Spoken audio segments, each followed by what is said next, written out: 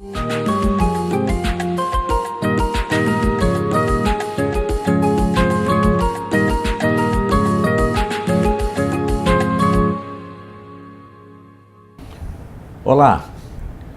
hoje o nosso tema, e a gente espera manter dessa maneira, é inteligência.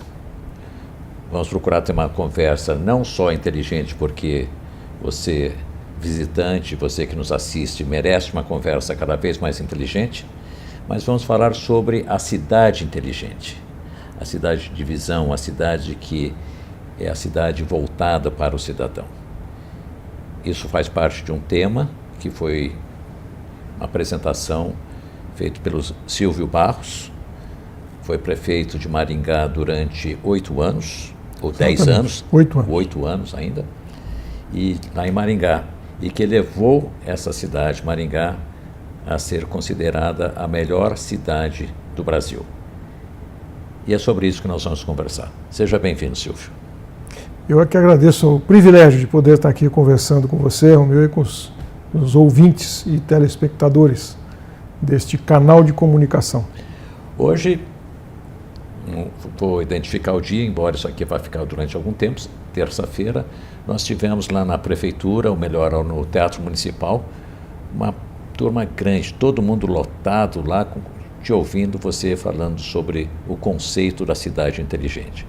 E a gente sempre acha que o planejamento, o que acontece numa cidade, já é uma coisa que se espera que seja inteligente. Qual é a diferença sobre o que você estava falando?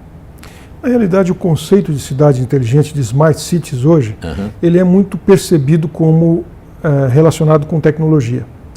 Novas formas de fazer as coisas usando ferramentas tecnológicas que, de fato, evidentemente, podem produzir resultados muito interessantes e podem aumentar a eficiência do serviço público. Ou seja, o governo municipal poder fazer mais de uma forma melhor e gastando menos. Isso é a toda a informação e aos serviços públicos que possam chegar. Exatamente. Ou seja, o cidadão não é apenas que ele vai pagar o boleto de IPTU dele, que eu, pela conversa hoje, eu percebi até que você acha que Sorocaba não arrecada o suficiente em IPTU, poderia arrecadar mais e transformar isso em serviços para o cidadão, mas também é a própria vida do cidadão no que se refere à prefeitura de ter esse acesso. Inclusive, eu entendo prontuários médicos no atendimento público de saúde. São muitas áreas, né, Romeu, que a gente pode melhorar. Por exemplo, desde 2007, a cidade de Maringá não imprime mais carnê de IPTU. Eu não sei se aqui tem ou não tem, mas em 2006 nós imprimimos a última vez. De 2007 para frente, a gente imprime um formulário que explica como que a pessoa consegue acessar os boletos pela internet. E nós tínhamos totens para as pessoas que não têm impressora em casa. Então ele vai na prefeitura, coloca o número do cadastro imóvel dele, que vem naquela correspondência, e o totem já imprime o boleto para ele pagar. Mas a pessoa não precisa nem imprimir. Hoje, se você tem internet banking, você pode acessar o boleto no seu celular e pode pagar no seu celular. Isso economiza uma quantidade enorme de papel. Então, só para imprimir o último carnê nosso custou 250 mil e para entregar nas casas mais 200 mil. A partir do momento que a gente não imprime mais, nós já economizamos 450 mil no primeiro ano. Isso foi suficiente para pagar o sistema. E de lá para cá é só lucro. Com a vantagem de que a pessoa pode acessar aquele boleto em qualquer lugar que ele estiver, a hora que ele quiser. Ele não precisa ficar limitado a ter que pagar até as 4 horas da tarde no banco. Ele pode acessar de noite. Se ele estiver na praia, no mês que tem o desconto do IPTU, ele pode pagar lá da praia. Então facilita muito a vida do cidadão e economiza para a prefeitura. Todo mundo sai ganhando com esse processo. A gente observa, às vezes, a questão do IPTU, né? Quer dizer, o cidadão levando dinheiro para a prefeitura, que espera que isso retorne para ele. Mas existe muito mais numa cidade inteligente ou nessa administração desse gerenciamento inteligente. Hoje os sistemas de BPM, Business Process Management, que levam ao fluxo de informações de gerenciamento entre as secretarias, e dentro das secretarias você tem uma visão mais alta, que cada um possa ter esse gerenciamento, inclusive as decisões sendo tomadas a cada passo, elimina toda a burocracia do papel, levando para cima e para baixo. Isso é uma realidade que existe no Brasil há mais de 10 anos. Né? E em algumas empresas ela é instalado, mas parece que o setor público tem receio dessa facilidade, porque eu tenho a impressão que vai diminuir o número de empregos, quando na realidade não é bem isso. As pessoas são obrigadas a passar por aquele fluxo de informação para cumprir as tarefas. E daí fazer com que isso fique muito mais ágil. É verdade, mas também é verdade que o governo poderá empregar menos pessoas para fazer a mesma coisa. Nós avançamos, no nosso caso lá em Maringá, por exemplo, a gente chegou a fazer aprovação e tramitação de projetos para edificações, emissão de alvará de obra, tudo digital. Então, não existe mais as plantas do projeto tramitando na prefeitura. É tudo no computador. O que acontece? Na medida em que você implanta um sistema desse, fica registrado no sistema, na máquina, no computador, que dia, que hora e que minuto aquilo começou, para onde ele foi, quanto tempo demorou na mão do próximo, onde que está aquele processo e quem é o responsável por aquele processo. Exatamente. E aí o que acontece? Automaticamente, a partir do 100º projeto, por exemplo, você tem uma estatística que vai te dizer quanto tempo normalmente leva um processo desse na mão de cada pessoa em cada etapa. E aí você descobre umas coisas interessantes. E por que a resistência em implantar isso? Exatamente. Quando o processo anda rápido demais ou devagar demais, tem alguma coisa errada. Exatamente. Quando ele foge do padrão. Ou alguém está segurando, criando dificuldade para vender uma facilidade, ou alguém já comprou a facilidade e está andando com o negócio rápido demais. E a outra questão que esse processo eletrônico, vamos dizer assim, que esse flowchart que tem aí, o que a gente observa é que ele facilita a vida do funcionário público, ele facilita a vida do cidadão. Do e o cidadão também passa a respeitar muito mais aquela administração pública, porque ele consegue também ter acesso de maneira bastante transparente o que acontece com aquilo. E não é só na área, digamos assim, você citou a área de engenharia, a área de aprovação de plantas, a recolhimento de carnês, mas a mim me causa um certo interesse na área de saúde, porque ainda a gente está no máximo um preenchimento de uma ficha, mas essa ficha não é integrada, então o cidadão chega lá, se ele vai ser atendido num outro posto de saúde, e aqui eu não distingo o PH de o PS ou qualquer coisa, o UPA, qualquer coisa, eu chamo tudo postinho de saúde, onde as pessoas podem ser atendidas e ser atendido numa outra, e existe um confronto, melhor, a ficha dele é única. O prontuário médico dele é único. E o médico que está atendendo aqui é o médico que passa a orientação para lá. Então, isso foi um dos investimentos mais estratégicos que a gente fez. Nós tornamos todos os prontuários médicos do serviço público em eletrônico. Tivemos uma dificuldade brutal com a classe médica, em fazer todo o seu processo no computador. Eles queriam usar o talonário. E a gente disse não, porque remédios existem vários, tem um genérico, tem marcas diferentes que fazem a mesma coisa. Uhum. Mas o remédio que eu tenho ali na farmácia do posto de saúde é um específico que ganhou a licitação. Então, quando o médico tem que obrigatoriamente prescrever no computador e ele coloca o medicamento, o computador sabe que eu não tenho aquele medicamento, mas eu tenho um medicamento exatamente, que faz a mesma coisa, similar, disponível no posto. Então ele não deixa o médico prescrever aquele. Ele diz, olha, para resolver esse problema eu tenho disponível aqui, o cara vai sair do teu consultório, passa ali e já pega. Sim. Então há uma certa dificuldade, uma resistência. Esse RP que controla o estoque, que vai controlar também a compra futura, não vai ter aquela desculpa, não, nós estamos sem o remédio ou qualquer coisa assim.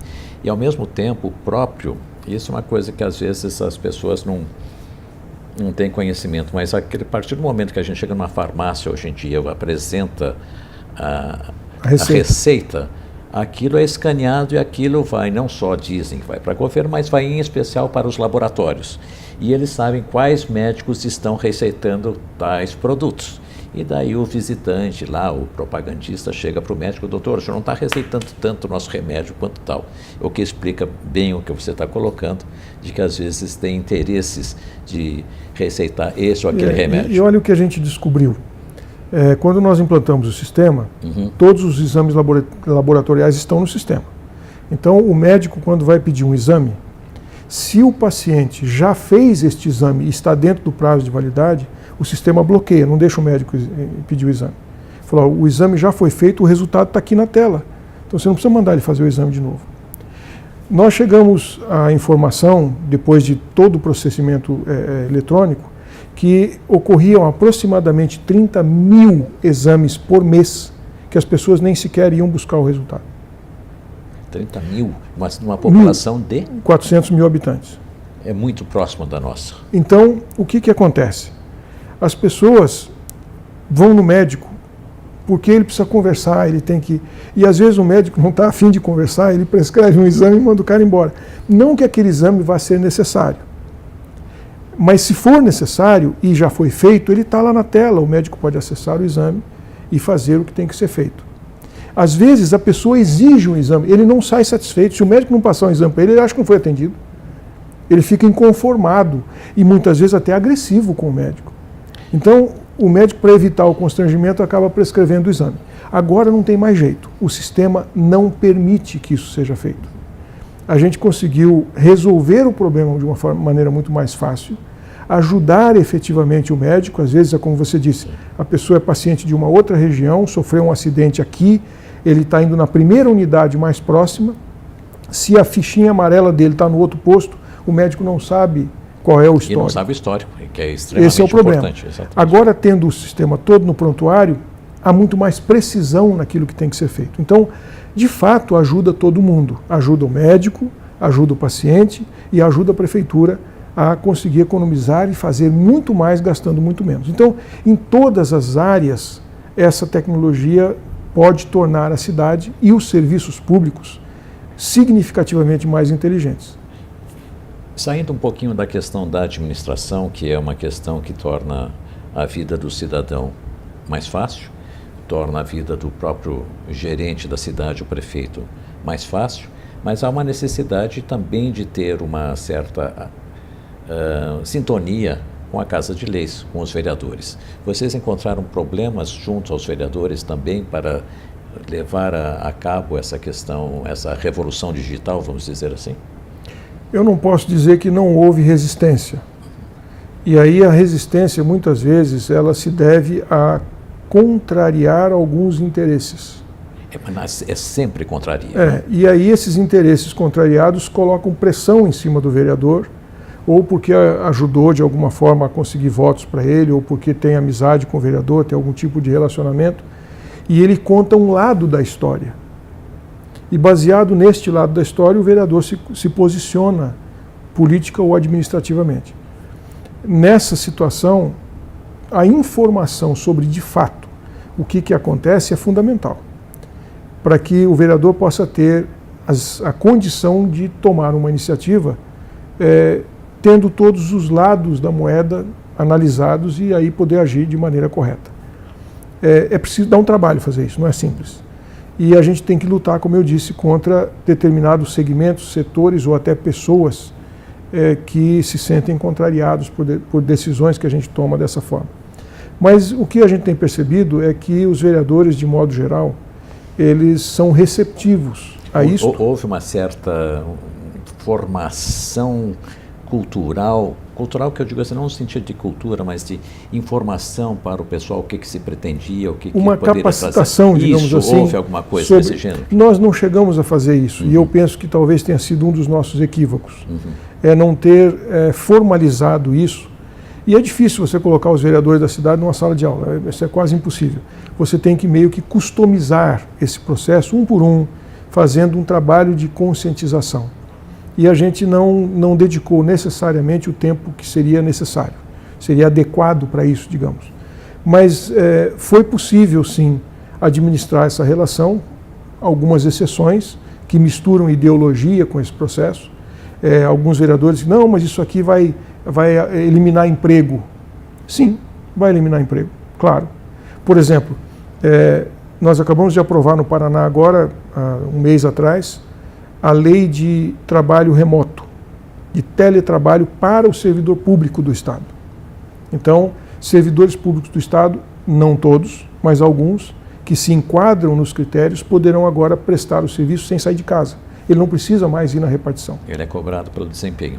Só é possível fazer isso se tudo estiver informatizado, senão ele não consegue fazer.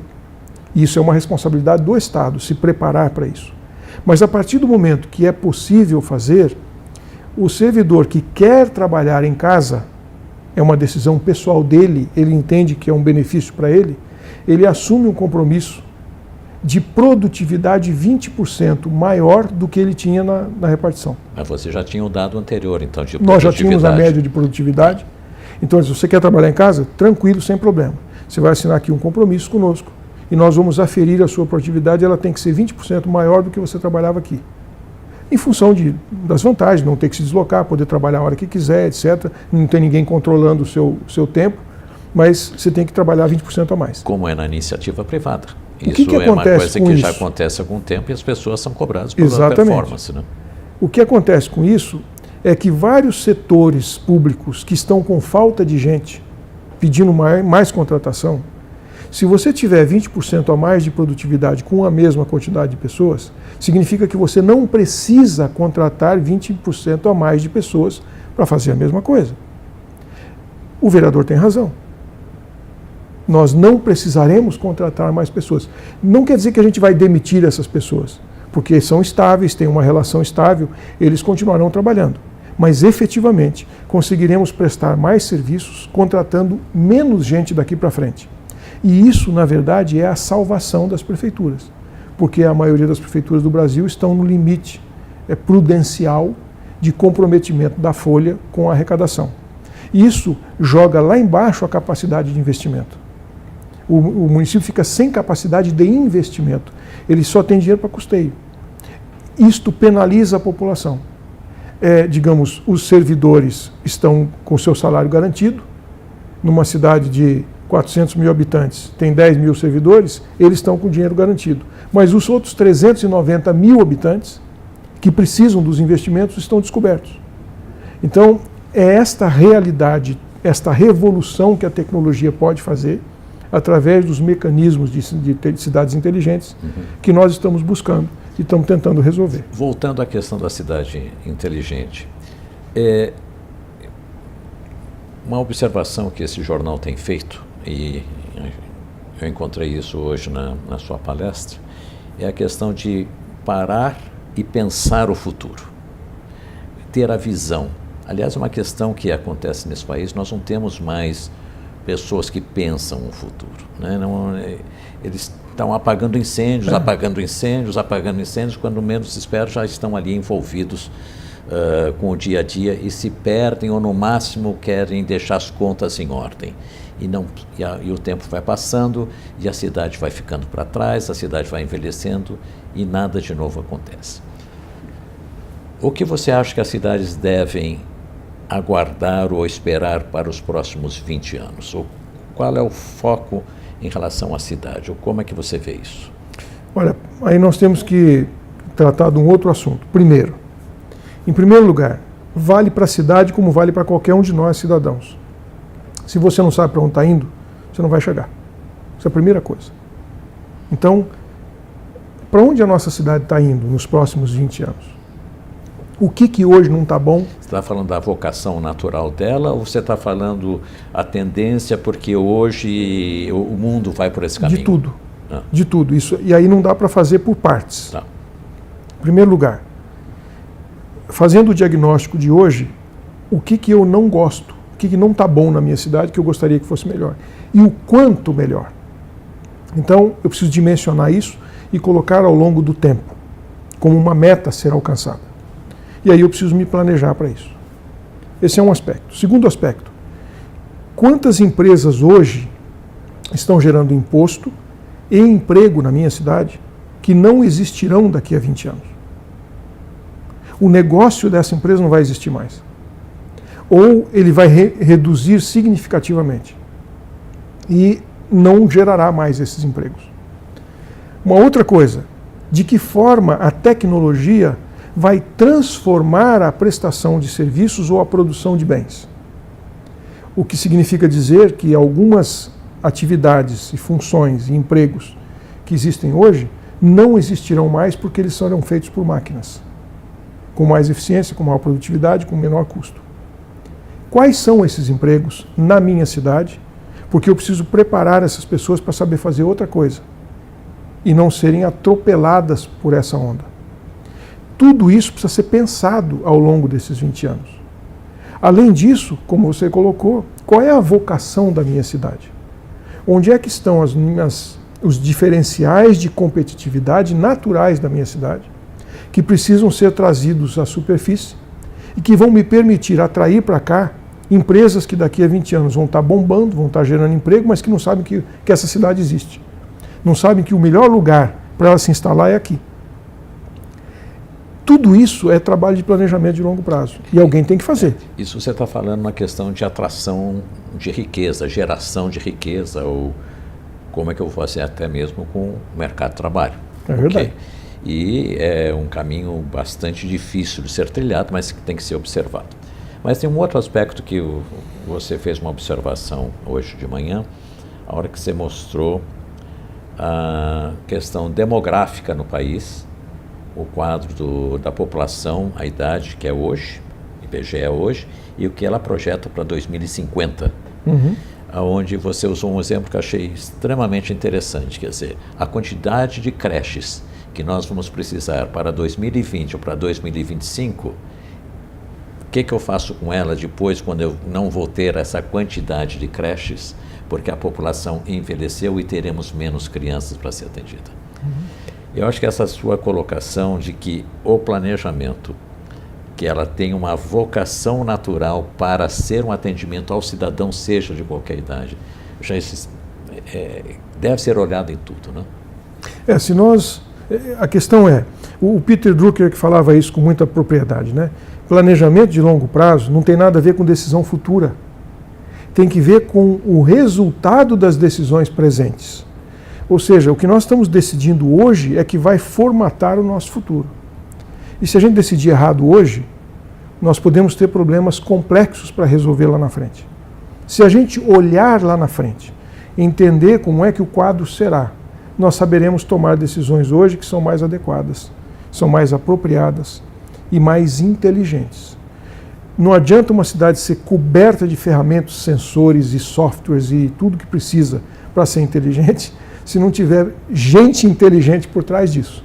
Gente que é capaz de perceber, pensar, analisar e induzir decisões hoje que possam nos permitir ter o futuro que a gente sonha, que a gente gostaria de ter. Você está falando da atração de talentos, né? Numa cidade como Sorocaba, que tem uma boa infraestrutura acadêmica, inclusive questão de uns 6 meses nós estamos falando sobre o aniversário da cidade. Aqui fizemos uma revista especial mostrando essa cidade, o que nós temos na parte tecnológica na cidade, inclusive em educação. E é aí que a gente atrai o talento, é aí que a gente atrai as pessoas inteligentes que possam planejar uma cidade com conforto e qualidade. Pessoal, nós estamos chegando ao final, tem muita conversa mais para a gente conversar com o Silvio, mas nós não vamos conseguir fazer tudo hoje. Eu vou deixar com o Silvio as palavras finais, agradecendo a sua presença. Vamos ver se a gente consegue alguma informação a mais que tenha sido gravada, alguma coisa sobre a palestra que você fez hoje, que foi muito interessante. Percebi muita gente interessada em fazer perguntas. As palavras finais são suas, Silvio. Muito obrigado. Eu queria só concluir fazendo uma observação que é muito relevante. Planejar 20 anos para frente não deve ser uma responsabilidade da prefeitura. A gente não deve cobrar isso da prefeitura. Nós não devemos cobrar isso nem do governo brasileiro. Nós devemos esperar que a sociedade civil organizada apresente o seu projeto de futuro para os governos, porque em 20 anos são 5 gestões. Podemos ter 3 prefeitos diferentes ou até 5 prefeitos diferentes, com ideias diferentes, partidos diferentes, ideologias diferentes e, consequente, planos diferentes. Mas o que a cidade precisa e o que ela deseja é uma coisa só. Se este planejamento for feito pela comunidade, ele será apresentado a cada eleição de prefeito a todos os candidatos e eles então assumirão um compromisso de fazer aquilo que a sua cidade quer e se colocarão de fato na condição de servidor público número 1 da cidade. Estão ali para servir, para fazer o que a população deseja. Então, a convocação aqui é para a sociedade. A responsabilidade de pensar a cidade 20 anos da frente é nossa, como cidadãos. Pessoal, Silvio, muito obrigado. Se você gostou da nossa conversa, dá uma marcadinha aí. Passe para frente, conte para os seus amigos e aguardo vocês em breve para mais uma entrevista desse tipo. Muito obrigado, até breve.